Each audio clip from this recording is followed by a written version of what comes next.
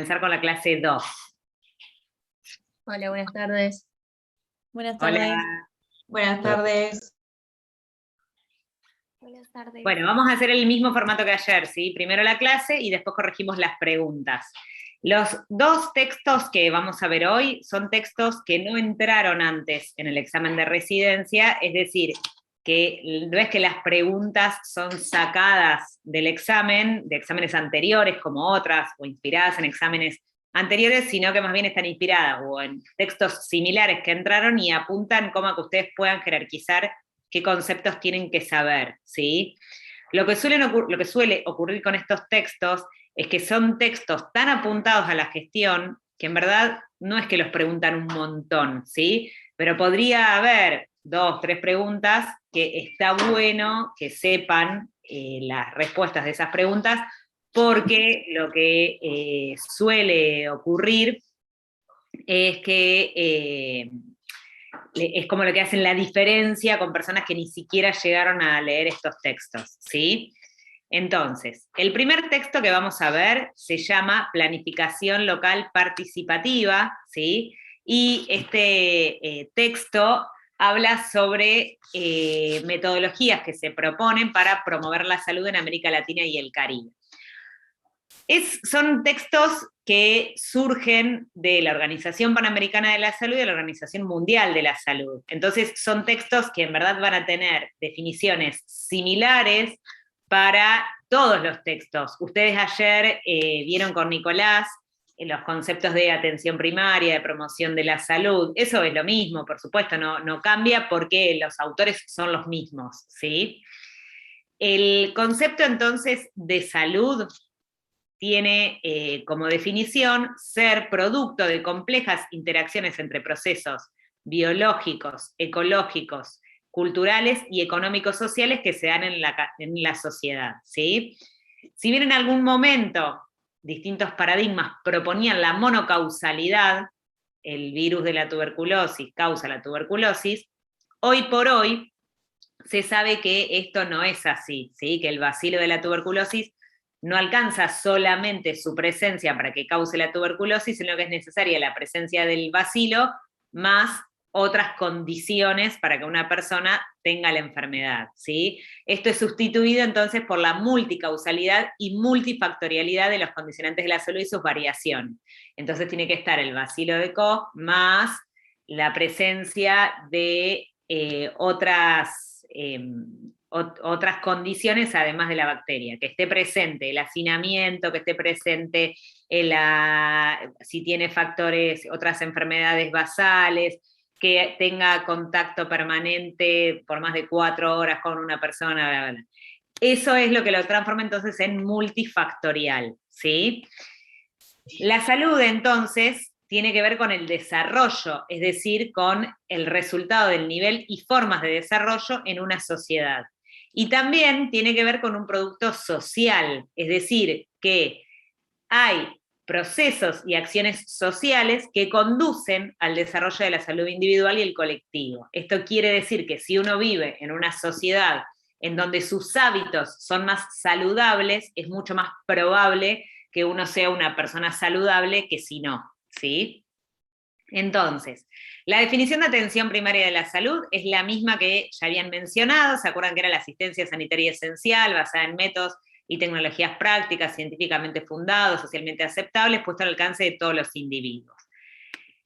Y el concepto de promoción de la salud también ya lo tienen en otro texto como el proceso que proporciona a las poblaciones los medios necesarios para ejercer un mayor control sobre su propia salud y poder mejorarla, ¿sí? Es decir, consisten las herramientas que una población tiene para mejorar su salud. Lo que le vamos a agregar, sí, en este texto es que se centra en 5 campos de acción, ¿sí? Por un lado, en la elaboración de políticas públicas que favorezcan la salud. Por ejemplo, decir, bueno, aumentar la cantidad de espacios verdes en la ciudad para generar un medio ambiente más sano, ¿sí? Eso es una política pública que favorece la salud. Reforzar la acción comunitaria, la participación de la sociedad en el cuidado de su salud. Desarrollar las habilidades personales. El desarrollo de las habilidades personales puede ser desde que se instauren programas en escuelas para, por ejemplo, hacer una huerta. Y entonces eso genera habilidades en la persona que generan mayor salud. Creación de entornos propicios a la salud, ¿sí? Por ejemplo, ambientes libres de humo. Y reorientar los servicios de salud, ya que hoy por hoy los servicios de salud están más orientados a intervenir cuando la persona ya tiene una enfermedad muy avanzada, ¿sí? Entonces, esto apunta a favorecer aquellos espacios de salud, primer nivel de la salud, que promuevan este tipo de actividades. Entonces, la promoción de la salud tiene dos pilares, ¿sí? Que son, o sea, en lo que se basa, lo que lo fundamenta, son la participación social y la intersectorialidad. La participación social consiste en construir lazos de solidaridad, de reconocer que los grupos sociales somos informales y flexibles, que podemos fomentar el intercambio de saberes, podemos compartir historias y experiencias, y comprender la incorporación de lo social en la promoción de la salud, ¿sí? Uno no tiene hábitos o actividades o actitudes hacia, y conductas hacia la salud solo, sino que en general las hace en sociedad, acompañado de otros, ¿sí? Ya sea cosas positivas para la salud o cosas negativas para la salud. Y el otro punto es la intersectorialidad. Mientras que la participación social va más a lo informal y al grupo social, la intersectorialidad apunta más a el trabajo coordinado de instituciones representativas de distintos sectores sociales, ¿sí? Entonces, una misma problemática puede abordarse desde la escuela, el hospital, los comedores, la iglesia, pueden participar diferentes actores sociales para que se transforme esa situación de salud y aportar bienestar y calidad de vida en la población. Siguiendo esta línea, digamos, de la promoción de la salud, y que como se acuerdan que habíamos dicho, uno de los 5 campos, me pasé, era la elaboración de políticas públicas favorables a la salud y el reforzamiento de la acción comunitaria, hay una estrategia que surge desde la Organización Mundial de la Salud, que es la estrategia de municipios saludables, ¿sí? Los municipios saludables se definen como aquellos que sus organizaciones locales y sus ciudadanos adquieren el compromiso e inician el proceso de mejorar continuamente las condiciones de salud y el bienestar de todos sus habitantes, ¿sí? Entonces, por ejemplo, uno de los casos más, los que iniciaron, digamos, este movimiento en la Argentina, uno es en la ciudad de Trenquelauquen, ¿sí? En donde se propuso, en este contexto de municipio saludable, generar un manejo particular de los residuos, ¿sí? Entonces comenzaron hace muchos, muchos años con la separación de residuos, con el reciclaje, con la reutilización, y todo eso apuntaba a mejorar el bienestar de sus habitantes, a que las calles estén limpias, a que no contaminar el agua, no contaminar el aire. Eso es un ejemplo de municipio saludable, en donde se comprometió desde el gobierno que estaba en ese momento y las distintas organizaciones y sus ciudadanos, ¿sí? ¿Cuáles son los aspectos centrales que tiene que tener una propuesta de municipios saludables? Hay un proceso, ¿sí? Lo importante no es queremos llegar a que no haya más basura que no se recicla en la ciudad, que podría reciclarse y que no se recicla. Lo importante no es tanto el momento a alcanzar, sino vivir el proceso, ¿sí? Por eso es que lo que se propone, digamos, no es solamente un municipio saludable, porque el objetivo final no es que sea 100% saludable, sino que todo el municipio actúe por la salud, o sea, que de forma constante se vayan haciendo acciones para actuar por la salud. Y por otro lado, el objetivo, que es el de promoción de la salud, apunta a maximizar la salud y bienestar, actuar sobre los riesgos determinantes de la salud, mejorar las condiciones de vida, ¿sí? Y que se realice en un espacio determinado. Ese espacio determinado no está solamente definido por qué se haga esto, en Trenquelauquen, ¿sí? Sino que podría ser, por ejemplo, determinados barrios de esa ciudad, que actúan en forma conjunta, que definen políticas juntas, que comparten lo administrativo, el presupuesto, es decir, que no está solamente el municipio definido en sí mismo como tiene que ser un municipio, sino que puede ser una parte de ese municipio, por ejemplo, o 5 o 6 municipios juntos, ¿sí? Y los principios básicos de los municipios saludables son la descentralización, la participación social y la intersectorialidad. Participación social e intersectorialidad ya lo definimos antes, ¿sí? Nos faltaría definir descentralización. Cuando hablamos de descentralización, nos referimos a que en vez de que todo el poder de decisión esté concentrado en el gobierno de turno de ese municipio o en el jefe de la comuna, jefe del barrio, etcétera, que el poder esté en el ciudadano, es decir, que haya algún modo de participación en el cual el ciudadano también pueda tomar decisiones, ¿sí? Y decisiones importantes, no decidir si la bolsa verde la pongo en la puerta de mi casa, adelante de todo o atrás, sino definir sobre los objetivos, el propósito, cómo se va a gastar la plata. Eso es la descentralización. ¿Qué características, entonces, considerando estos 3 aspectos que dijimos antes como aspectos centrales de la propuesta, que es un proceso, que el objetivo es promover la salud y que se realice en un espacio determinado, qué características comunes tienen los municipios saludables? Porque en verdad hay un montón de experiencias a lo largo de América Latina que son completamente diferentes. Pero ¿por qué las llamamos a todos municipios saludables? Porque tienen que partir de iniciativas del nivel local, ¿sí? Tienen una amplia movilización y participación de la comunidad, buscan soluciones multidisciplinarias a los complejos problemas y a las deficientes condiciones de vida, tienen una estructura organizativa de carácter intersectorial y tienen líderes que son fácilmente reconocibles. Esas son entonces las características comunes que tienen los municipios saludables. Para llegar al logro de esa estrategia de municipios saludables, el texto propone al menos 5 fases, ¿sí? En la fase 1 se realiza una declaración pública en la cual el gobierno local se compromete en avanzar hacia un municipio saludable. En la segunda fase se pone en marcha el comité intersectorial, esto que nosotros mencionamos antes como una de las características comunes de los municipios. En la fase 3 se elabora un diagnóstico de salud con la participación de los ciudadanos y de las instituciones locales.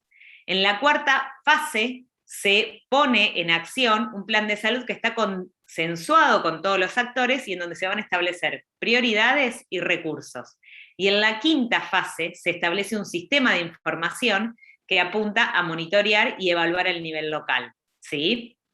Entonces, ¿cuántas fases se componen para el armado de los municipios saludables? 5 fases, ¿sí? Bien. Este texto, ¿sí? Propone para lograr ese objetivo de promoción de la salud de las diferentes comunidades, distintas estrategias. Estas estrategias están basadas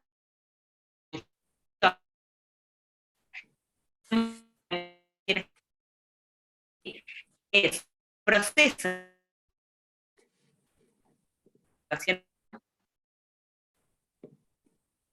Vuelvo porque me apareció conexión a internet inestable. Entonces, estamos definiendo qué es la planificación estratégica, ¿sí? La planificación estratégica es un proceso en el cual se evalúa la situación actual, ¿sí?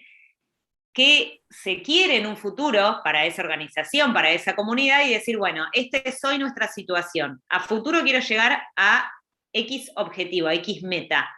¿Qué tengo que hacer para llegar a eso? Entonces me planteo una misión, una estrategia y un objetivo, ¿sí? Y a lo que apunta esta planificación estratégica es que se aplique todos los conocimientos en salud, todos los conocimientos en salud que existan, pero teniendo en cuenta la participación social de todos los actores y las instituciones involucradas, ¿sí? Partiendo de la equidad, de la eficacia y de la eficiencia social. Entonces, el desafío es generar participación social para el logro de esos objetivos. La planificación estratégica se lleva adelante utilizando un tipo de administración que se denomina también administración estratégica, ¿sí?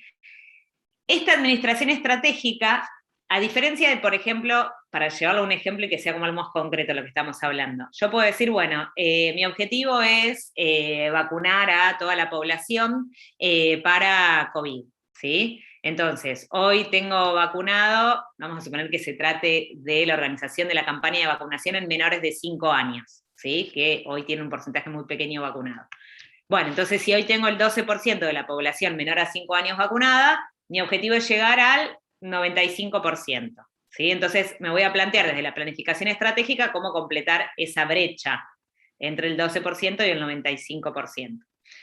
Me planteo un objetivo, ¿sí? Y digo, bueno, esto lo voy a hacer poniendo postas en las salidas de las escuelas de escuelas, guarderías, jardines maternales, para vacunar a los niños menores de 5 años, ¿sí? La planificación normal lo que así decía, bueno, esto lo voy a hacer por 4 meses, finalizan los 4 meses y veo ahí cómo me está yendo. A diferencia de eso, la planificación estratégica se propone a través de la conducción, programación y gerencia, ¿sí? Una administración que vaya evaluando de manera permanente cómo hay que modificar eso, ¿sí? Porque si yo planificaba y decía, bueno, en 4 meses veo cómo me fue, terminan los 4 meses y digo, claro, me quedaron afuera todos los chicos que no van a guardería, de jardines maternales, que son un montón. Bueno, vuelvo a empezar. Como que pasa un montón de tiempo y yo no modifiqué mi estrategia, ¿sí? La diferencia con este tipo de administración es que tiene una conducción en donde se plantea liderazgo, concertación, negociación, cooperación y consenso. Esta función de conducción tiene como eje principal la de promover el consenso, concertar intereses, articular esfuerzos y recursos para alcanzar la solución de los problemas. Una etapa de programación en donde se toman decisiones para el uso de los recursos y a partir de esta programación se utiliza una gerencia en donde esta gerencia es quien ejecuta, ¿sí? Entonces, partiendo de esta conducción que lidera un programa, este programa que es ejecutado por una etapa gerencial, se va todo el tiempo volviendo sobre lo que hay que modificar en esta administración estratégica, ¿sí? Para entonces llevar adelante esta planificación estratégica, me planteo mi situación actual, me planteo a dónde quiero llegar, veo de qué manera quiero llegar a eso, se proponen distintas metodologías en el nivel local, ¿sí? Este texto propone 3 metodologías. Estos son nombres que no le intenten encontrar una explicación al nombre porque en realidad tiene que ver con quién diseñó esa metodología, le pareció que ese era el nombre, listo, punto. Van a ver que hay muchas características de cada una de las metodologías que se superponen unas con otras, ¿sí? Porque por supuesto una se inspira en la otra, entonces no es que las 3 son completamente diferentes. El marco lógico, ¿sí? Lo que hace es definir como un contexto utilizando un enfoque integral de la realidad, ¿sí? Y a partir de la planificación estratégica, incorpora el conocimiento de las ciencias sociales y las necesidades de los actores que intervienen en el proceso. Eso es el marco lógico. La investigación-acción participativa es una investigación sobre un problema de salud. Investigo por qué los niños menores de 5 años no se vacunan, pero a medida que voy investigando, voy actuando. No espero a que finalice la investigación, por eso se llama investigación-acción. Y se llama participativa porque participa la sociedad en la formulación de ese proyecto de investigación y acción. Y la planificación local participativa se basa en que los equipos locales de salud formulen un plan, un programa de trabajo. Por ejemplo, yo trabajo con un equipo en un centro de salud y digo, ¿qué pasa en mi barrio que la gente no se viene a vacunar? Y entonces digo, bueno, voy a hacer un pilotito de esto para ver qué pasa, voy a invitar a los de las escuelas, voy a invitar a algunas familias a que participen, a la iglesia a que participe, y para ver si esto funciona, ¿sí? Entonces, vamos a empezar con el marco lógico. El marco lógico tiene 4 momentos: explicativo, normativo, estratégico y táctico operacional. En el momento explicativo, lo que se hace es reconocer los problemas y sus causas, ¿sí? Entonces, en un primer momento se hace un análisis de la situación, priorizando la situación actual, qué problemas hay, sus posibles soluciones, y en un segundo momento se hace una explicación situacional. Para esta explicación situacional se convoca a un grupo de expertos, ¿sí? Por eso se lo llama marco lógico a esto, porque lo que se busca es como un marco conceptual a lo que está ocurriendo. No es que se dice, che, claro, lo que pasa, que las mamás resulta que se quedan en la casa, sí, a mí me contó doña Rosa que ella no puede ir a vacunarlo porque tiene que dejar el resto de los hijos solos, sí, ¿no? Y fulanita, porque después le da fiebre y no tiene plata para el paracetamol. No me quedo en esa instancia más de los actores sociales, sino que llamo a expertos en el tema. Entonces digo, bueno, lo voy a llamar al Hospital Gutiérrez, que sabe un montón de vacunas, para que me diga cuál es el análisis de esta situación desde el punto de vista científico, ¿sí? Y con estos expertos se seleccionan nudos críticos para ver qué es lo que va a tener mayor impacto y dónde voy a tener que principalmente actuar. En un segundo momento, que es el momento normativo, se diseña el proyecto, ¿sí? Entonces, la explicación al problema es bueno, ¿qué tiene que tener mi proyecto para solucionar eso que detecté en el momento de la explicación? En un tercer momento tenemos la estrategia en donde se analiza la viabilidad del proyecto, porque a mí se me pueden ocurrir ideas requete fantásticas, ¿sí? Sí, voy a ir casa por casa a vacunar, y después me dicen, no, pero viste que la vacuna hay que tenerla en un congelador. Ah, bueno, listo, no, ya fue, no puedo ir casa por casa a vacunar. Entonces tengo que ver cuán viable es eso que se me ocurrió. Y en la cuarta parte, en un cuarto momento, táctico operacional, en donde llevo adelante lo que pensé, ¿sí? Bien. La segunda metodología propuesta por el texto es lo que se llama la investigación-acción participativa.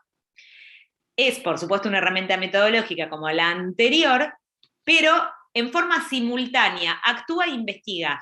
Vieron que nosotros dijimos, primero en el anterior era analizo todo, explico, defino el proyecto, después actúo. Acá voy haciendo todo a la vez, ¿sí? A diferencia de la investigación habitual, en donde el investigador se suele posicionar como ajeno a la situación que está investigando, en la investigación acción participativa, la misma persona que investiga forma parte de la población, es decir, lo que él investiga lo analiza a él también, ¿sí? Por eso una de las características es que tienen que participar los integrantes de esa comunidad como investigadores de eso. Y es sumamente importante, sobre todo, para grupos poblacionales que están en situaciones de pobreza o carencia, porque la investigación tradicional, como en general es llevada adelante por investigadores que tienen determinado recorrido académico y determinada formación, en general el que investiga nunca es al que le pasó eso. Podría ocurrir algún caso, pero es diferente. Y tener la voz de que el que investiga es el mismo que el que le ocurre, permite una comprensión diferente de las situaciones, ¿sí? Porque nadie comprende mejor lo que le pasa que al que le pasa. Mirarlo de afuera está lleno, en general, de errores y de prejuicios. Entonces, la investigación-acción participativa considera el conocimiento como un producto social, que resulta de la cooperación, intercambio y comunicación entre los grupos. Admite la necesidad del intercambio y de la complementación con el saber popular, a diferencia de la investigación tradicional, que suele considerar que el saber popular no aporta valor a lo que uno investiga, la investigación-acción participativa sí. Sus métodos de investigación no son neutros, ¿sí? Por supuesto que quien se compromete en decir por qué me pasa lo que me pasa, le agrega su subjetividad, ¿sí? Y pretende llevar estos procesos de participación a la toma de decisiones en las políticas. Y en lo que les comentaba antes, la situación clásica de investigación es un grupo de científicos investiga sobre la comunidad. Otro grupo utiliza estos conocimientos para elaborar políticas y programas y otro grupo ejecuta las acciones, ¿sí? Lo que se pretende con la investigación-acción participativa es superar esta desarticulación. El típico ejemplo de esto es decir, título de la investigación, ¿cuánto sufren las mujeres durante el momento del parto? Entonces uno lee los investigadores, todos varones, ¿sí? Probablemente hayan utilizado alguna técnica que sea válida sobre esa situación, pero qué mejor para hablar e investigar y pensar una pregunta de investigación de lo que nos pasa a las mujeres, en ese caso de mujeres, que una mujer, ¿sí? Así como si se trata de algo de varones, también va a estar bueno que estén varones y que no sean solamente mujeres. Esta situación se ve salvada en este tipo de investigación. La investigación acción participativa tiene al menos 6 fases básicas, puede tener más, ¿sí? En la fase 1 se organiza, bueno, me quedó acá como junta acá no separé la fase 2, pero bueno, fase 1 organiza experiencias y conocimientos previos en el área de estudio, es decir, primero dice, bueno, ¿qué es lo que se conoce hasta ahora? ¿Sí? En la fase 2, que es esta que tengo acá, se define el problema general de investigación. En la fase 3 se plantean los objetivos y el problema. En la fase 4 se realiza el momento de investigación. En la 5 se definen los proyectos de acción. Y en la 6 se recupera y sistematiza la experiencia, ¿sí? Bien. Y la tercera metodología es la metodología que se denomina planificación local participativa. Esto permite a las personas de la comunidad conocer su realidad y explicársela en conjunto, además de que esto hace que se sientan capaces de actuar sobre ella. Implica un proceso continuo de involucramiento en el diagnóstico, programación de acción, ejecución y evaluación. Tiene 2 conceptos, la planificación local participativa, que son los mismos 2 conceptos que vimos para promoción de la salud.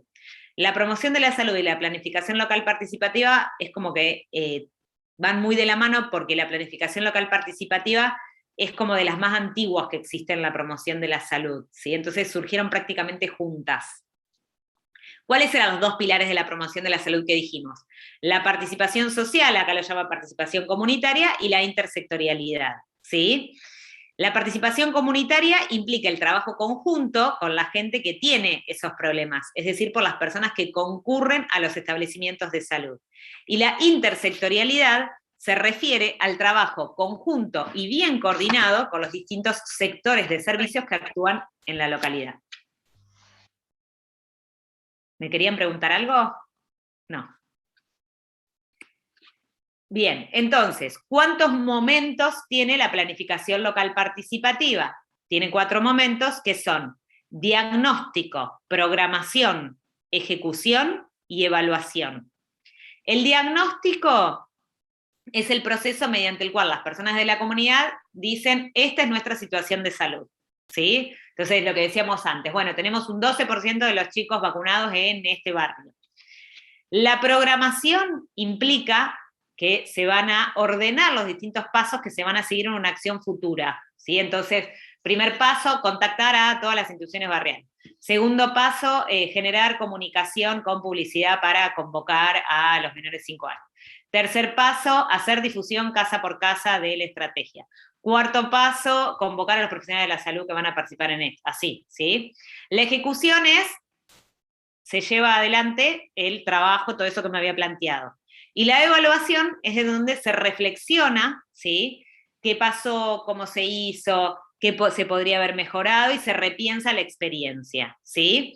Entonces, estos son los 4 momentos o fases que caracterizan a la planificación local participativa. Bien. Como vieron, esto un poco ya les debe haber pasado ayer, quizá con el texto que también es medio complicado, con el de Briel, que hablaba sobre los determinantes de la salud y todo eso. En este contexto que ustedes tienen que estudiar para el examen, esto es medio abstracto, ¿sí? Es como que uno dice, ¿y esto qué onda? ¿Cómo esto me lo voy a aprender?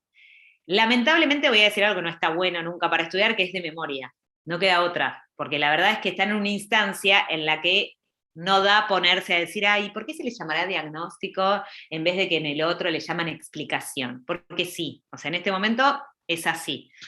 Nos estudiamos de memoria, son tantas fases para uno, la investigación de acción participativa tiene 6 fases, la planificación local participativa tiene 4, el marco lógico tiene 4 momentos, punto. No se compliquen porque la verdad es que no es un oral en el que uno tiene que explicar algo, ¿sí? Van a tener que responder medio de memoria las situaciones. Así que la estrategia de estudio es esa, priorizar para cada cosa que tienen como que memorizar, ¿sí? Bueno, el segundo texto, ¿me quieren preguntar algo del texto anterior antes de pasar al otro texto?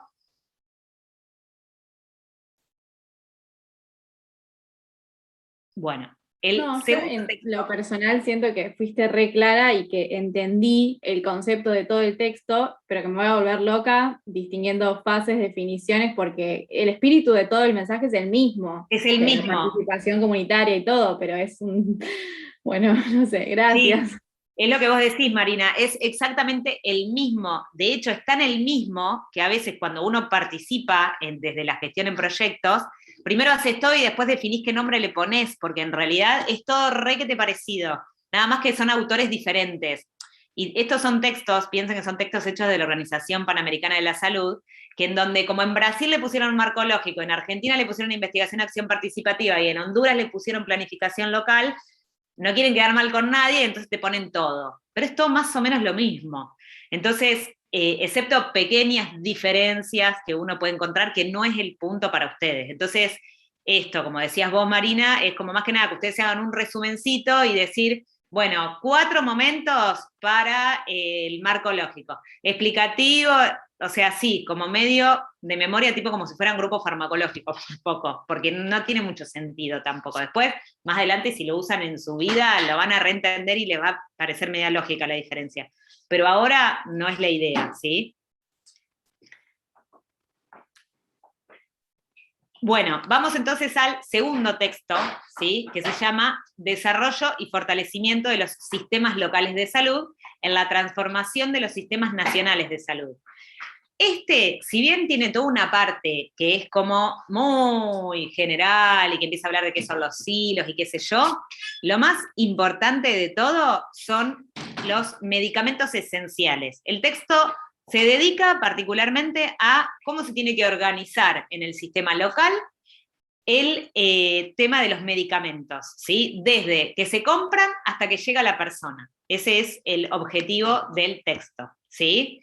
Entonces, hay, por supuesto, una generalidad en relación a la salud en general y las políticas de medicamentos en particular, que en la región de las Américas persisten grandes sectores de la población sin acceso a los servicios de salud y se siguen produciendo numerosas muertes evitables, ¿sí? Entonces, a lo que apunta este texto y esta iniciativa en realidad, porque este texto acompaña una iniciativa que la OPS financia también, o sea, hay plata detrás de esto, es fortalecer los sistemas locales de salud, ¿sí? En relación en particular a los medicamentos, se ve que hay una desigualdad total de la población en el acceso a los medicamentos.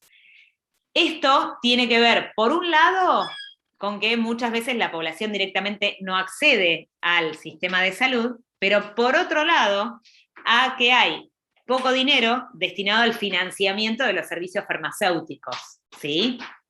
Entonces, si uno piensa, por ejemplo, en la Argentina, ¿sí? Si uno tiene ganas, por ejemplo, en mi caso que yo trabajo en el sistema público y que tengo además prepaga y obra social, ¿sí? Entonces, yo puedo, por ejemplo, en el hospital donde trabajo yo, que trabajo en el Hospital Fernández de la Ciudad de Buenos Aires, hacerme un laboratorio ahí, ¿no? Puedo ir a mi obra social, me hago otro laboratorio, puedo ir a mi prepaga, me hago otro laboratorio. De eso me van a cobrar 0 pesos, porque eso está cubierto. Sin embargo, eso genera un gasto para todos detrás. Ahora, yo me quiero comprar una amoxicilina, me van a descontar el 40% y me tengo que gastar 2.000 pesos más. Que probablemente el laboratorio salga mucho más que eso, ¿sí? Pero los servicios farmacéuticos tienen poco financiamiento destinado. Y estamos hablando de la Argentina, que con todo lo que nosotros nos quejamos, en comparación con otros países de América Latina, tiene mucho más acceso a los servicios de salud, ¿sí? Cuando hablamos de medicamentos, hay toda una tecnología relacionada al uso de los medicamentos que incluye la capacidad de autoabastecimiento que tiene el sector salud en un gobierno y el grado de dependencia del sector farmacéutico, la calidad de la producción, cuán eficiente es un medicamento, de qué información científica y tecnológica se dispone, cómo se integran los sectores públicos y privados en la producción de los medicamentos, en el mercadeo, en la distribución, cómo se genera el control de la calidad de los medicamentos en el mercado, cómo se distribuyen y se venden los medicamentos, cómo se identifica qué necesidades tiene una población en relación a un medicamento y la disponibilidad de los recursos, y si el personal que provee esos medicamentos está adecuadamente formado, ¿sí? Las políticas de medicamentos, entonces, no deben abarcar solamente, por ejemplo, la autorización de un medicamento y la cobertura o no de ese medicamento, sino que se debe ir desde la producción, comercialización, prescripción, uso e investigación, ¿sí? ¿De qué hablamos cuando hablamos de producción de un medicamento? La competencia de elaboración del producto, las normas de seguridad, la técnica farmacéutica, la eficacia, todo eso conlleva la producción de un producto, ¿sí? Esto incluye las buenas prácticas de manufactura, el control de la calidad de los insumos y de los procedimientos, y la competencia para controlar esa calidad de la que se habla, porque un producto puede haber sido registrado bajo condiciones adecuadas de calidad, pero luego esa calidad se tiene que mantener siempre igual a lo largo del tiempo en el que ese producto es producido, ¿sí? No solamente al momento del registro, sino también posteriormente, ¿sí? La comercialización se refiere a que una vez que el producto ya fue producido en la etapa anterior, ¿cómo se va a comercializar? Es decir, cuánto cuesta, cuánto cuesta para la gente, es el valor de venta y el valor de costo, cómo se va a distribuir, cómo se va a vender, cómo la población va a acceder directamente, va a acceder a través del hospital. Ese producto va a tener propiedad intelectual, es decir, lo que nosotros conocemos como patente. En realidad ese patente en la Argentina no existe, por eso aquí se utiliza propiedad intelectual, ¿sí? De la producción. Patente no existe para medicamentos, digo.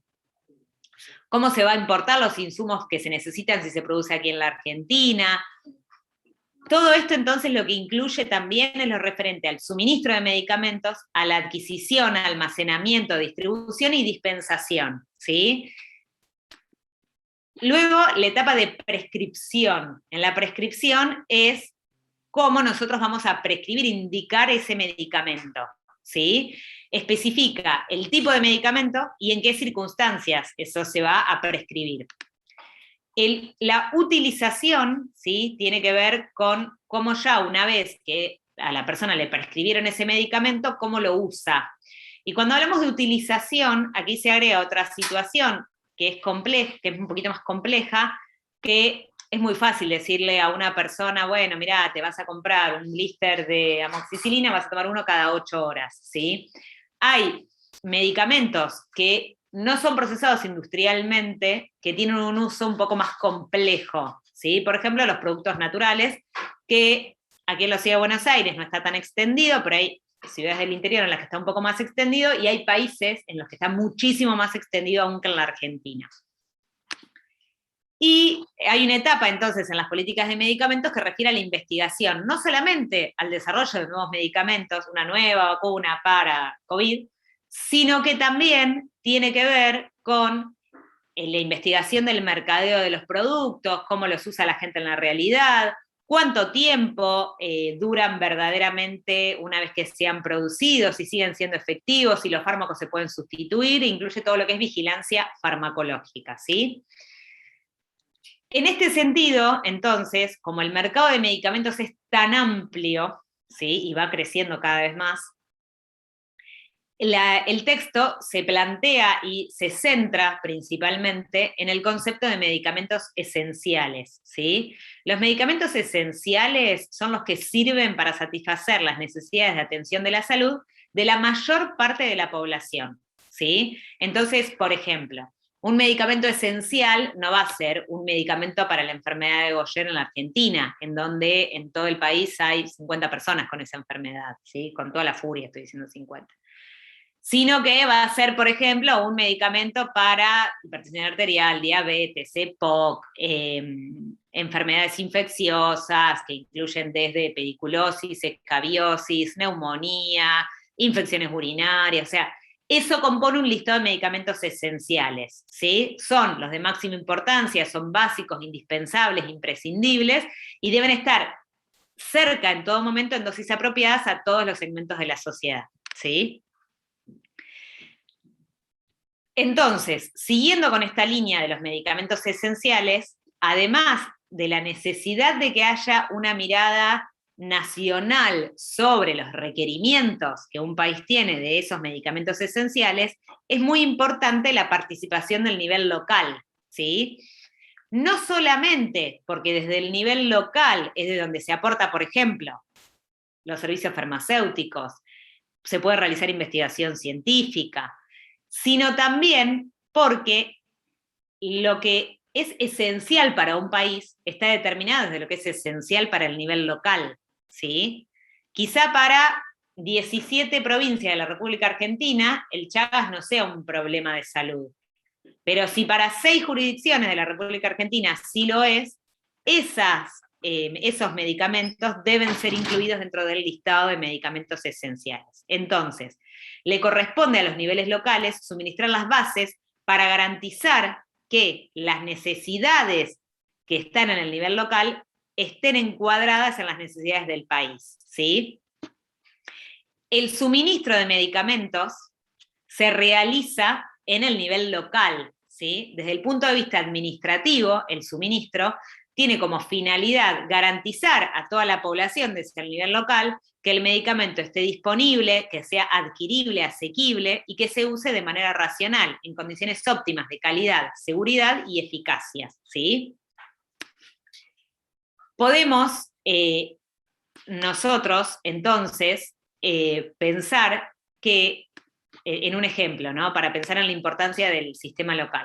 Se pensó, por ejemplo, para la campaña nacional de vacunación, una forma de distribución a nivel nacional, ¿sí? Ahora, esa forma puede estar re bien pensada, pero si llega al nivel local, y en el nivel local reciben la medicación congelada, a la temperatura óptima, qué sé yo, la recibe un administrativo que ni sabe que hay que guardarla en el freezer, y la recibe un viernes, recién cuando llegan el lunes, el farmacéutico, se da cuenta que las vacunas no están guardadas, en realidad se pensó bien desde el nivel nacional, pero no se ejecutó adecuadamente desde el nivel local. Entonces es lo mismo que no tenerlo, peor, porque se gastaron la plata en comprar algo que después no va a llegar a la gente, ¿sí?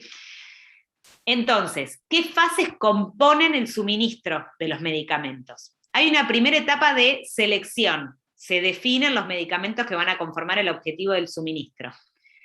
Luego se programa esas necesidades totales de medicamentos y se compatibiliza con los recursos financieros disponibles.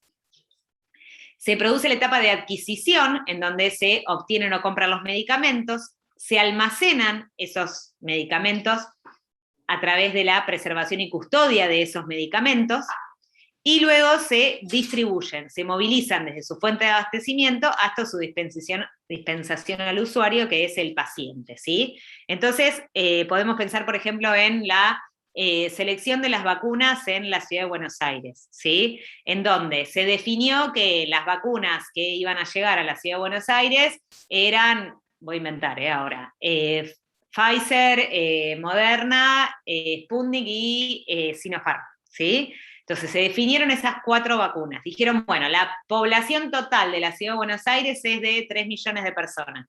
La población objetivo va a ser de 1.200.000 porque son mayores de 18 años. Entonces, voy a tener que mandar esta cantidad que la voy a distribuir en una semana tanto, una semana tanta, eso me programé, ¿sí?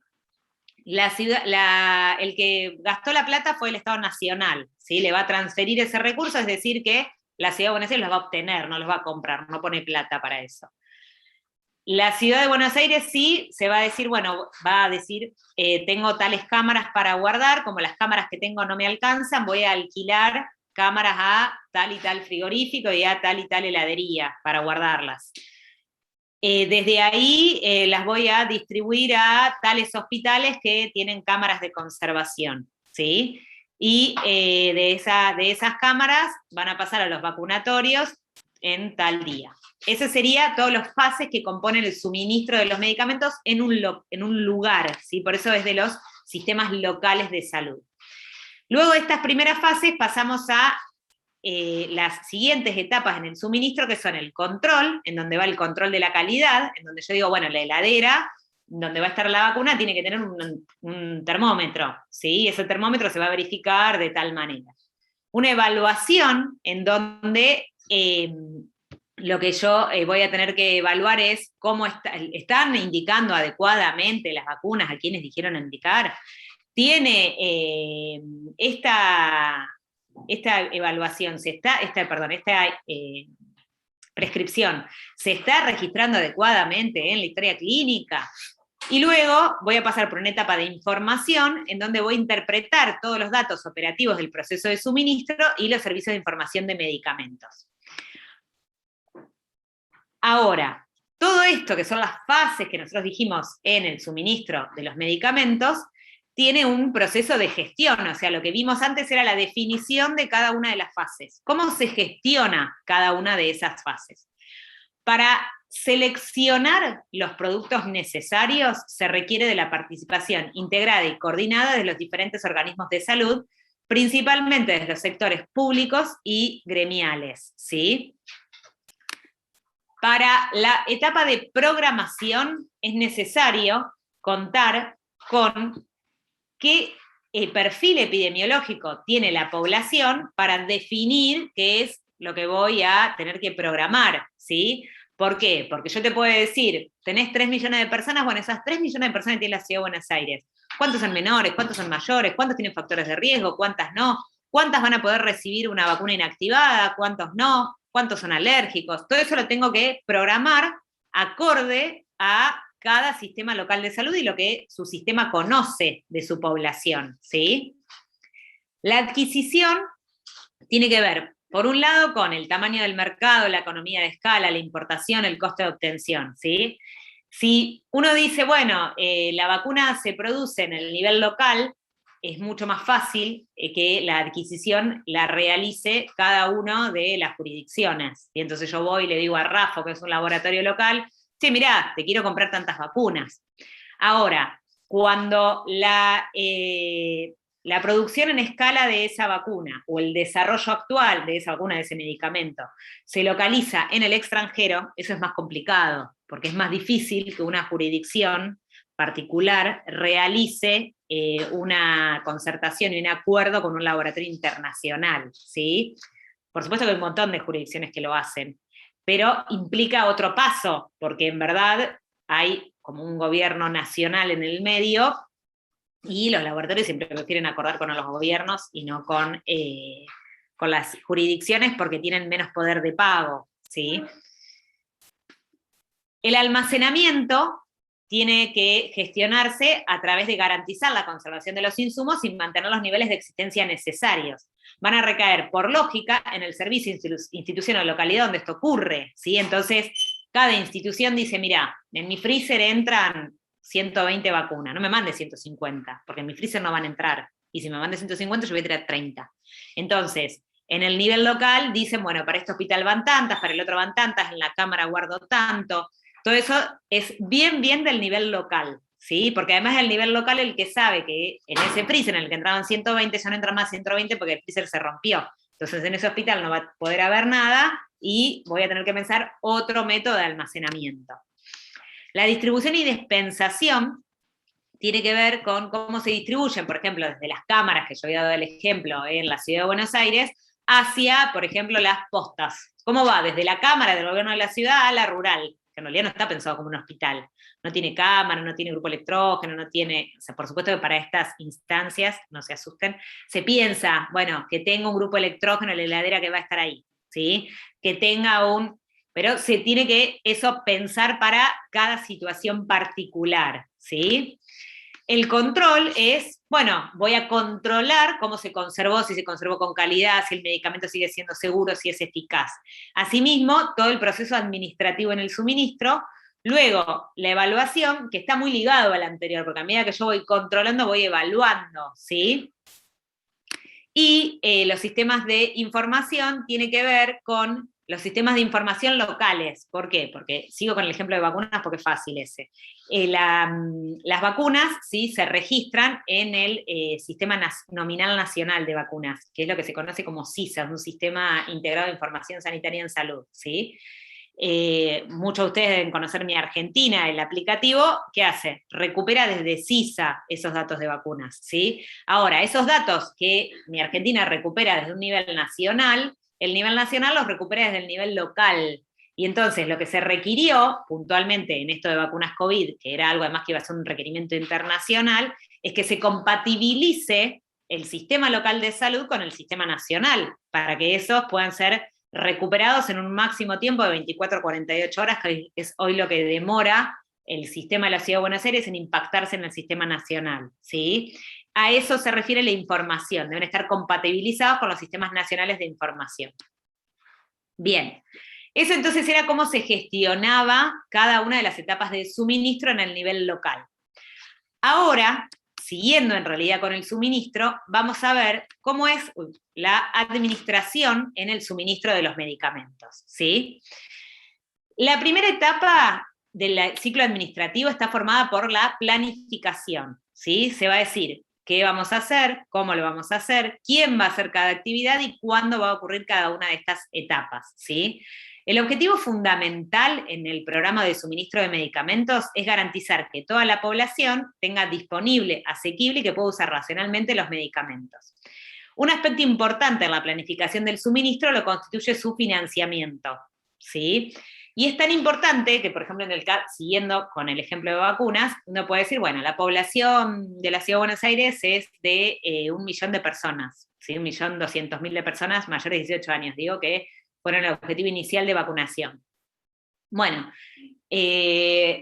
no tengo el 1.200.000 vacunas porque el Estado Nacional, que fue quien las adquirió, me va a mandar 600.000. Bueno, listo, a vacunar 600.000. Pero yo para vacunar a 600.000 personas tengo que tener la capacidad operativa de vacunar a 600.000 personas, ¿sí? ¿Cuántas postas de vacunación necesito para vacunar a 600.000 personas? ¿Cuántas horas de trabajo de gente necesito para vacunar a 600.000 personas? ¿A cuántas personas tengo que capacitar para que se vacunen a esas 600.000 personas? ¿A cuántos tengo que contactar? Entonces, el financiamiento no implica solamente, mirá, la vacuna te sale $20, sino que asociados a esos $20 que te sale la vacuna, va a estar el costo desde el que desarrolla el sistema de implementación de turnos hasta el que va a retirar los residuos patológicos de esa vacuna que vos aplicaste. Eso es parte de la planificación, ¿sí? Luego sigue la organización, que es la segunda etapa del ciclo administrativo, en donde yo voy a determinar qué estructura necesito, qué recursos y qué funciones se van a cumplir, ¿sí? Y por último, la evaluación, que tiene que medir el impacto en los servicios de salud, en las variaciones del perfil epidemiológico de la población y en cómo se va a mejorar la calidad de la atención y la eficacia y eficiencia en el uso de los recursos invertidos. Ahora, en este suministro, ¿sí?, de los medicamentos en el nivel local, los servicios farmacéuticos juegan, por supuesto, el rol central, ¿sí? La conformación, entonces, de estos sistemas locales de salud, esto es lo que ya les apareció varias veces en el texto, pero se los aclaro por las dudas, que es silos, tienen que cubrir los distintos niveles de atención de la salud. Para eso, entonces, se debe incluir desde la atención primaria de la salud, contemplando todos los centros de atención de menor complejidad, hasta la atención hospitalaria, que funcionan como centros de referencia, ¿sí? Y además de los servicios farmacéuticos que conforman el sistema más formal de salud, por ejemplo, bueno, centro de salud, hospitales de primer nivel, hospitales de segundo nivel, hay que incluir las farmacias de la localidad, que si bien forman parte del sistema privado, van o no a conformar parte del suministro, ¿sí? Por ejemplo, hoy, si nosotros pensamos en vacunas, es tanto lío manejar las vacunas que no está incluido el sistema privado en el suministro de las vacunas, ¿sí? Otros medicamentos, por ejemplo, si yo digo la vacuna de fiebre amarilla, durante mucho tiempo no se daban en los sistemas privados y no estaban en las farmacias disponibles o en los vacunar o en esos centros, y hoy están, ¿sí? Están en vacunar, pero no están en las farmacias. Yo necesito ir a algún centro de vacunación para adquirirlo. Mientras que la vacuna de la gripe, si quiero, sí la adquiero en la farmacia. Entonces, fíjense cómo varía la provisión de servicios farmacéuticos para los medicamentos, ¿sí?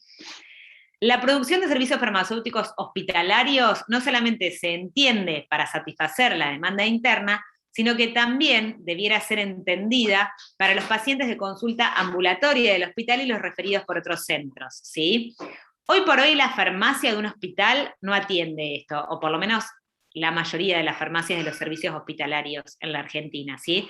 Están más destinados los servicios farmacéuticos intrahospitalarios a encargarse de la atención de los pacientes internados, ¿sí? Entonces, en general, si una persona del ambulatorio necesita medicamentos, es el mismo equipo médico el que se los suele proveer, si por ejemplo caso de VIH, en donde son los servicios de infecto los que van a dar los medicamentos y no es tanto la farmacia. Este texto lo que propone es que en las farmacias se centralice absolutamente todo lo que ocurre en relación a un medicamento en el hospital, ¿sí?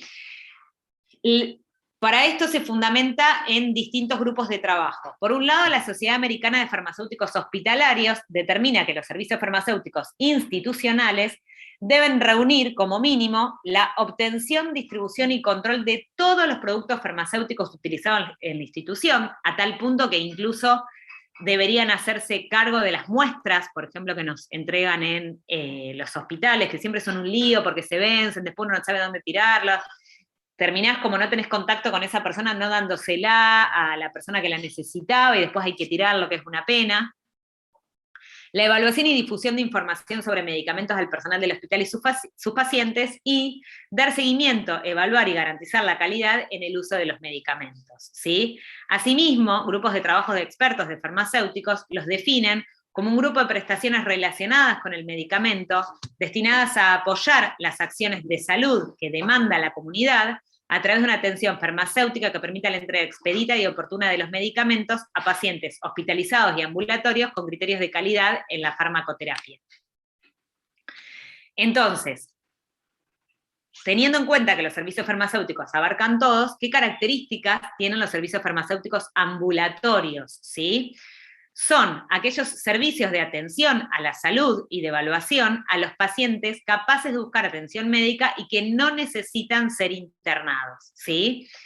Los centros de atención ambulatoria en general tienen consideraciones comunes, como ser: el farmacéutico genera conocimientos de información que debe ser difundida a través de buenas prácticas de dispensación, es decir, cuando una persona va a la farmacia a retirar un medicamento en un centro ambulatorio, debería ese farmacéutico proveer asesoramiento sobre el uso apropiado. Mirá, guardarlo en la puerta de la heladera, no lo pongas en un lugar en donde haya mucho sol, si hace calor, fíjate que esté en un lugar oscuro, no lo saques de este frasco oscuro para ponerlo en otro, ¿sí?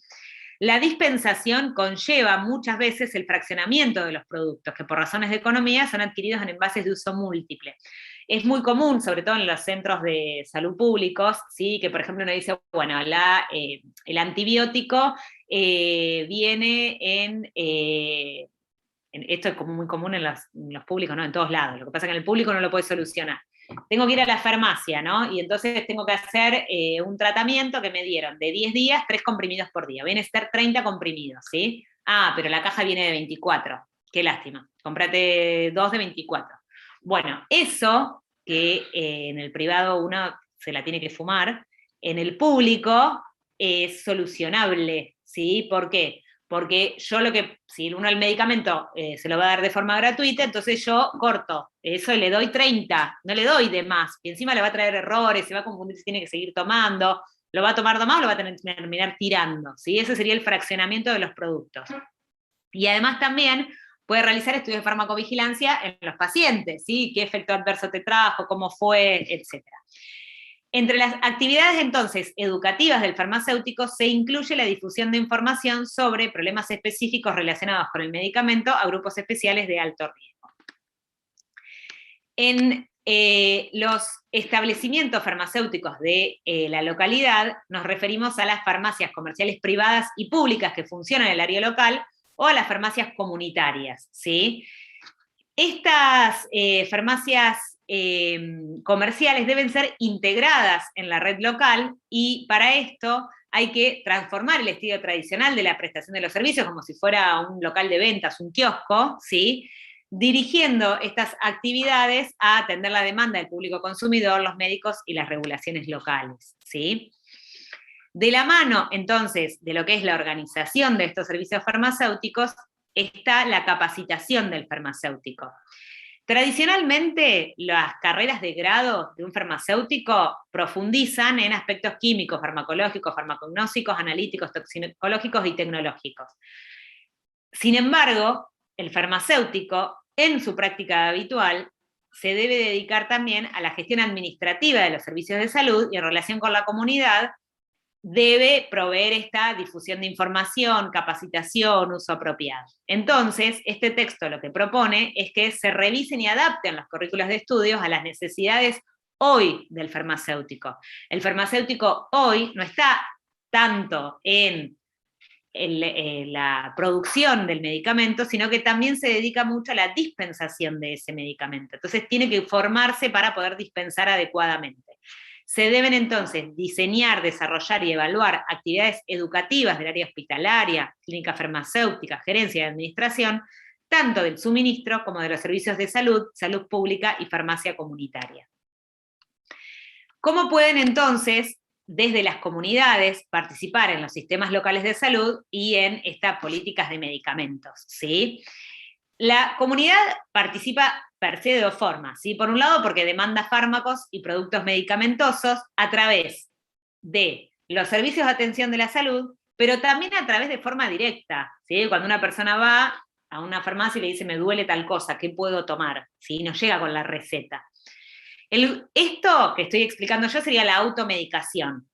Las personas participan en acciones inherentes a su salud, y esto está directamente relacionado con cuál es la definición de cuidado de la salud y la responsabilidad que cada uno asume cuando se automedica, ¿sí? Pero por otro lado, también se genera demanda de medicamentos a médicos, ¿sí? Mire, me duele la garganta, quiero que me dé antibióticos. Ya me explicaron, 3 médicos que no necesito, no importa. A mí deme la receta porque yo me la quiero ir a comprar. Ya lo tengo decidido, ¿sí?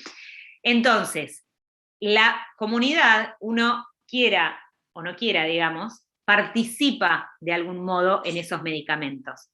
Entonces, esta participación debe ser contemplada en la política de medicamentos. Asimismo, asociado a la capacitación, a la participación comunitaria, el texto propone investigar los servicios farmacéuticos en los sistemas locales de salud, abarcando la descripción y análisis de la organización y funcionamiento de los servicios de todo tipo y el suministro de los medicamentos. Y para eso, entonces, propone algunos temas principales para investigar, como el consumo de medicamentos y las variaciones en el perfil epidemiológico, la farmacovigilancia, estudios de uso de medicamentos, la adecuación de los servicios, la determinación de los costos, de los gastos, cómo se evalúan localmente las necesidades, qué indicadores se pueden definir para evaluar la calidad, cantidad y tipo de servicios farmacéuticos. ¿Qué problemas hay para investigar? O sea, si bien habría un montón de cosas para investigar en servicios farmacéuticos, se plantean algunos problemas. La complejidad del objeto en estudio, ¿sí? Se requiere que quienes investiguen tengan conocimientos sobre investigación y también sobre farmacia. El financiamiento inadecuado, las investigaciones suelen requerir de recursos especializados, requieren de apoyos de equipos complejos y demandan un tiempo prolongado en el desarrollo, y además, en general, cuando se habla de investigar, el farmacéutico no suele posicionarse como investigador principal, y suele, en verdad, ser quien provee el medicamento en una investigación y no quien investiga alrededor de ese medicamento, ¿sí? Bueno, hasta aquí entonces llegamos con la actualización del día de hoy, ¿sí? Antes de pasar a corregir el choice, ¿me quieren preguntar algo? Bueno, les dejo entonces de compartir esto y les voy a compartir el choice.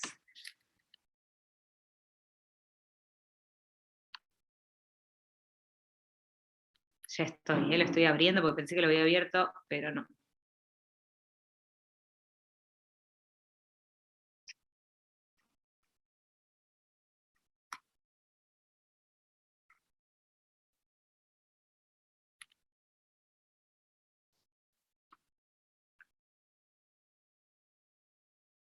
Bueno, arrancamos entonces con la primera pregunta, ¿sí?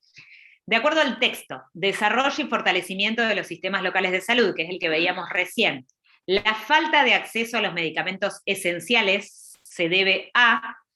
Lo que el texto explica es que tanto la falta de acceso a los servicios de salud como los limitados recursos destinados al financiamiento atentan sobre el acceso, ¿sí? ¿Se acuerdan que dijimos que no solamente las personas no accedían, porque muchas veces no podían ni siquiera atenderse, sino porque luego, como hay poco dinero destinado a financiar los medicamentos, las personas no accedían directamente a ese medicamento, ¿sí? 1, entonces, la respuesta correcta es la C. 2. ¿Cuál de las siguientes, ¿sí?, corresponde a la tecnología involucrada en el uso de los medicamentos? ¿Sí? ¿Se acuerdan que aquí habíamos hablado de la calidad, de cómo eran todas las políticas de medicamentos, cómo era el financiamiento? Bueno, una de las cosas que habíamos descrito era la eficiencia terapéutica, ¿sí? Esa es la parte de la tecnología involucrada en el uso de los medicamentos. Pregunta 3. ¿Cuál de las siguientes definiciones corresponde a la prescripción de medicamentos? ¿Sí? Recuerdan entonces que el desarrollo de nuevos medicamentos tiene que ver con la investigación, ¿sí? La competencia y la elaboración del producto tiene que ver con la producción de ese producto, que luego va a ir de la mano de la comercialización, ¿sí? El ejercicio del acto de seleccionar el medicamento para el uso de cada paciente es la definición de prescripción, y la accesibilidad a la población tenía que ver con la utilización. 3, entonces la correcta es la C. 4. ¿Cuál de las siguientes características corresponde a la producción de los medicamentos? La producción es el inicio de los medicamentos, ¿sí? Lo que sí o sí tiene que tener son normas de seguridad. Lo relacionado con el costo, el análisis de mercado y la protección a la protección intelectual ya comienzan a aparecer a partir de la comercialización recién. En la etapa de producción se está ahí elaborando el medicamento, viendo de qué manera se puede registrar, que sea seguro, que sea eficaz, que sea de calidad. 4, entonces, B. 5. Selecciona la opción más correcta en relación con el uso de los medicamentos según el texto, desarrollo y fortalecimiento, bueno, el que leíamos recién. Recuerden entonces que para la definición de todo lo que es medicamentos esenciales en la parte del uso, la correcta es la D de dedo, incluye las regulaciones de actividades inherentes a la promoción de los medicamentos, ¿sí? Recuerden que cuando hablábamos de vigilancia farmacológica nos referíamos a investigación. Cuando hablábamos de aspectos de costo, precio, canales de distribución y venta de los medicamentos nos referíamos a la comercialización. Y cuando hablábamos de buenas prácticas de manufactura nos referíamos a la producción, ¿sí? Entonces en la 5 la correcta es la D de dedo. 6. ¿A qué término corresponde la definición de medicamentos básicos, indispensables? Bueno, obviamente corresponde a los medicamentos esenciales, que se acuerdan que eran aquellos que apuntaban a responder a la mayor cantidad de problemas de salud que tiene la población, es decir, a los problemas de salud prevalentes en determinada comunidad. 6A. 7. ¿Cuál de los siguientes ejemplos corresponde a la participación de los niveles locales en las políticas de medicamentos? ¿Sí? Recuerden que dijimos que la participación de los niveles locales era importante porque se ocupaban de mantener la calidad de los medicamentos durante su conservación y distribución entre los servicios de atención a la localidad y su dispensación al paciente, ¿sí? En realidad, todo lo que es la capacidad financiera, la capacidad de autoabastecimiento y poseer la infraestructura técnica, parten desde el sistema nacional, ¿sí? Que puede generar eso para cada sistema local, pero de ningún modo solamente los sistemas locales pueden dar respuesta a esas 3 características per se, ¿sí? Lo que sí o sí va a quedar en manos únicamente del sistema local es cómo llega el paciente, que era esto que decíamos, si tengo freezer, no tengo freezer, si se me rompió, si el camión en el camino volcó o no volcó hacia el hospital, ¿sí? Eso es bien de lo local. 8. ¿Cómo se denomina a los métodos de obtención o compra de los medicamentos? Por supuesto que es la adquisición, ¿sí? Recuerden que la programación era cuando evaluábamos cuántas vacunas teníamos que llevar a un lugar, que lo definíamos de acuerdo al perfil epidemiológico local, ¿sí? La información tenía que ver con los sistemas de información y la selección era de acuerdo a qué problema de salud teníamos, a nuestra población, íbamos a seleccionar de toda la cartera de productos que existía qué medicamentos iban a entrar en esa etapa de suministro, ¿sí? 8, entonces la correcta es la B.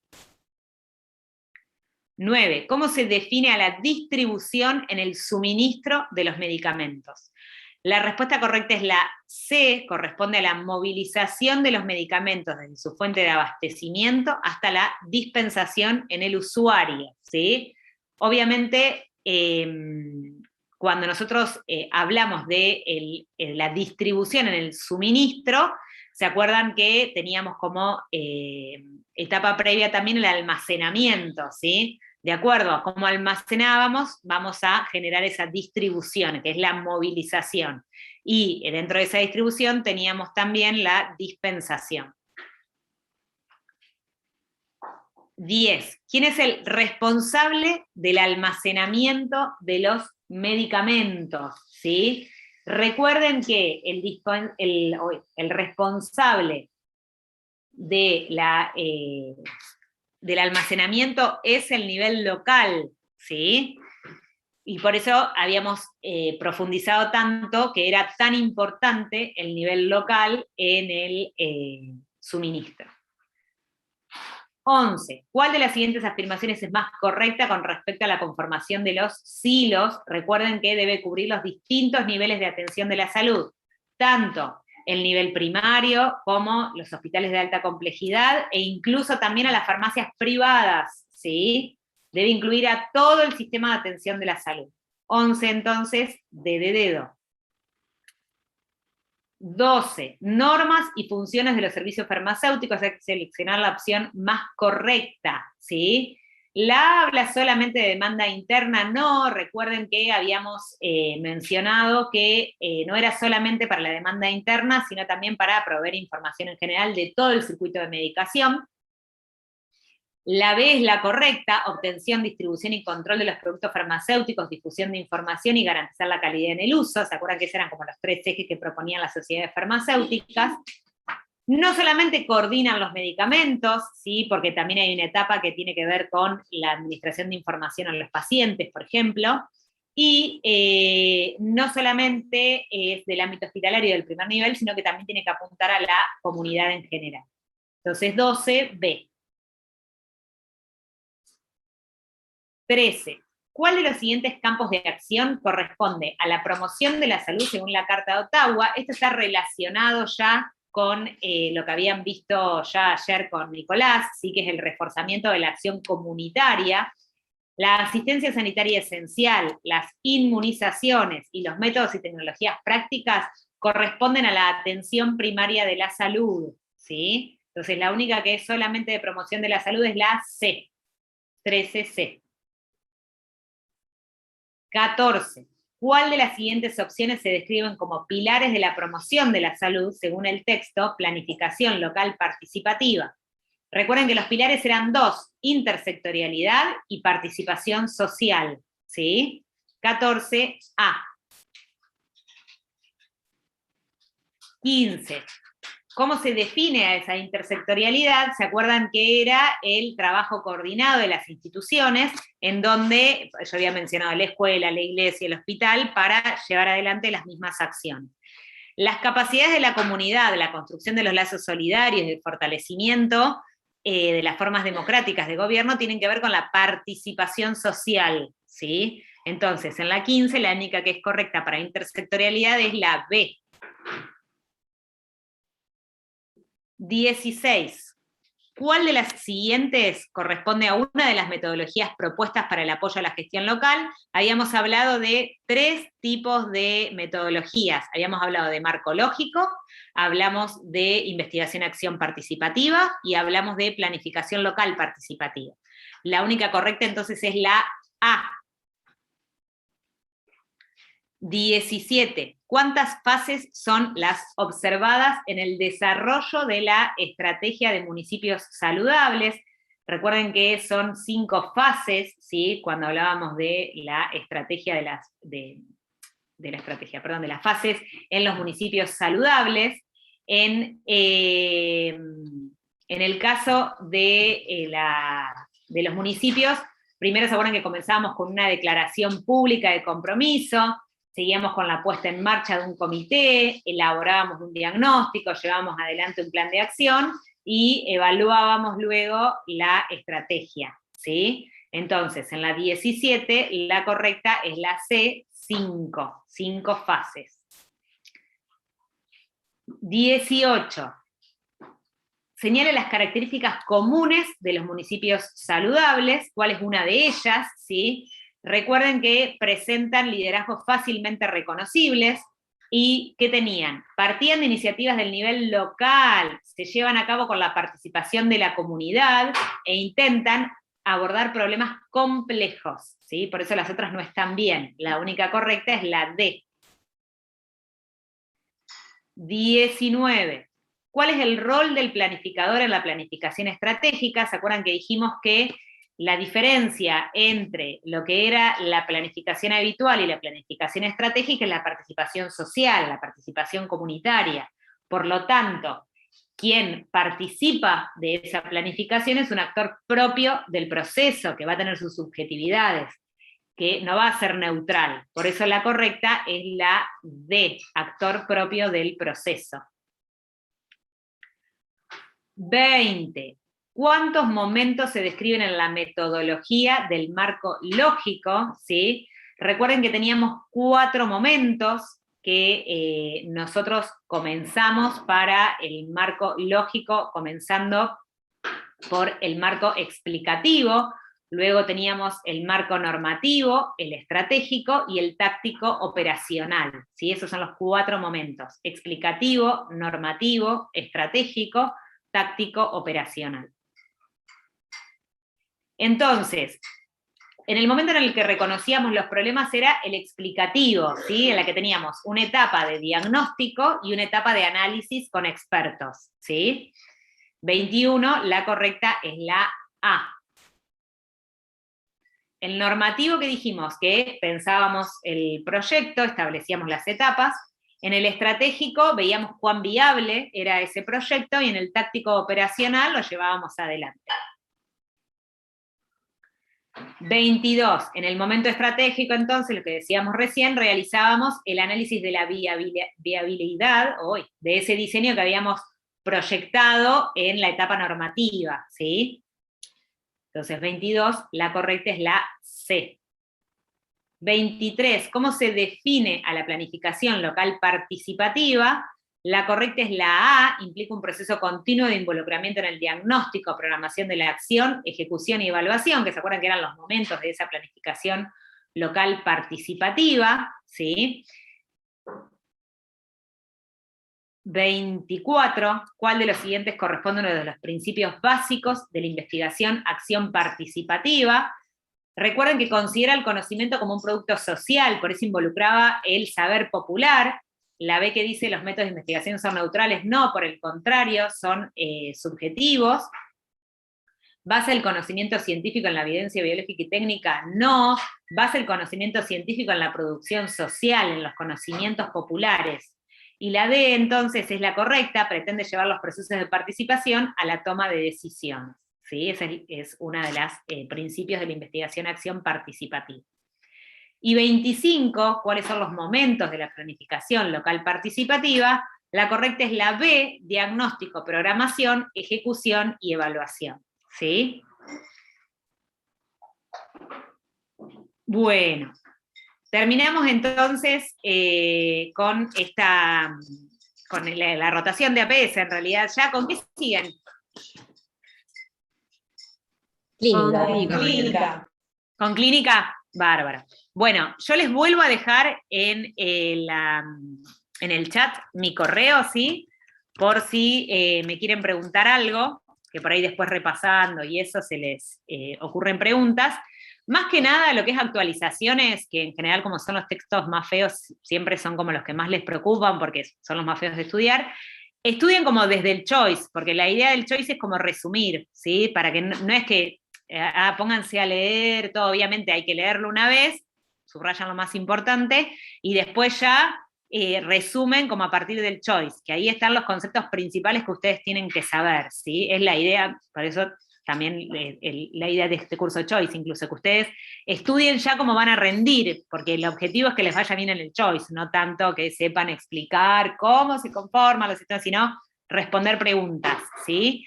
Nosotros entonces nos volvemos a ver ya para lo que sería como el examen final, los finales de este curso, que es para que practiquen. Pero en el mientras tanto, si tienen dudas, me pueden mandar un mail a este correo, y como les comenté la otra vez, si en el asunto pueden poner SEAR, para que yo lo lea antes y les pueda responder antes, mejor. Si no, yo reviso el spam, pero bueno, por las dudas, ¿sí?